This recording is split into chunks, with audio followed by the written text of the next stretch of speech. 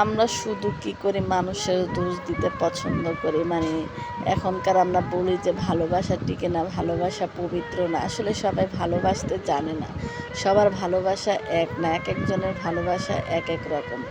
কেউ ভালোবাসে শরীর, কেউ ভালোবাসে টাকা, কেউ ভালোবাসে রূপ, আবার কেউ ভালোবাসে একটা ছেলের টাকা পয়সা আছে, সে যতই বয়স্ক হোক। আবার কেউ ভালোবাসে তার অনেক টাকা পয়সা আছে, তাকে আমি বিয়ে করবো। কিন্তু আবার কিছু কিছু ভালোবাসা একদম পবিত্র, মানে তার সাথে কোনো কিছুরই তুলনা হয় না। আমার ওদের ভালোবাসা পূর্ণতা পেয়েছে, এটা আমরা অনেক অনেক সবাই খুশি। আসলে এই বিয়েটাতে কেউ রাজি ছিল না, মানে কেউ রাজি ছিল না। তাদের এই মানে সম্পর্কটা কেউ মানবে না। তারা এখন থেকে আর সম্পর্ক করে না। তাদের ছোটোবেলার থেকে তাদের একটা বন্ধুত্ব সম্পর্ক ছিল, সেটা আজকে ৮-১০ বছর ধরে। তারপরে ছেলেটাও মানে পড়াশোনা করে নাই, পড়াশোনা ছেড়ে দিয়েছে। ছেলেটা এসএসসি পাস করছে, কিন্তু মেয়েটা পুরা কমপ্লিট করছে। কিন্তু এখন এই ছেলের কাছে বাবা মা কেউ বিয়ে দিবে না। একটা ছেলে হইলে কি করতো তা জানি না, কিন্তু একটা মেয়ে সে ঠিকই তার ভালোবাসার মর্যাদা দিছে। মানে সে তাকে ভুলে যায় নাই। মানে আমি এত পড়ালেখা করছি, এখন আমার ভালো একটা জায়গায় বিয়ে হবে, আমি ভালো একটা জিনিস ডিজার্ভ করি, সেটা ভালো ভাবে না।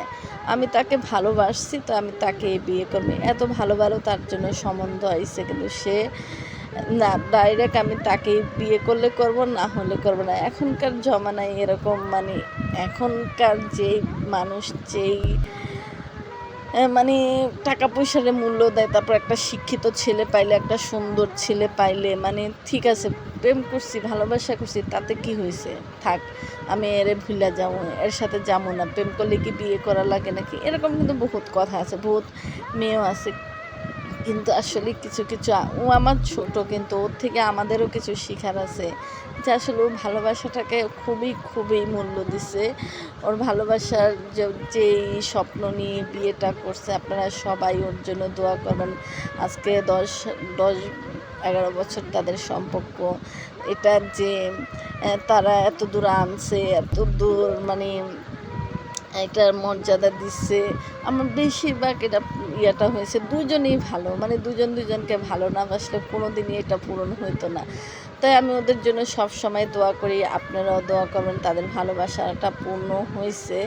তাই ওর গায়ে হলুদে গেছিলাম, ওরা আবার গোসল করাতে নিয়ে আইছি। তাই আমরা 3 বোন 4 বোন মিললাম, বাচ্চাও সঙ্গে আছে।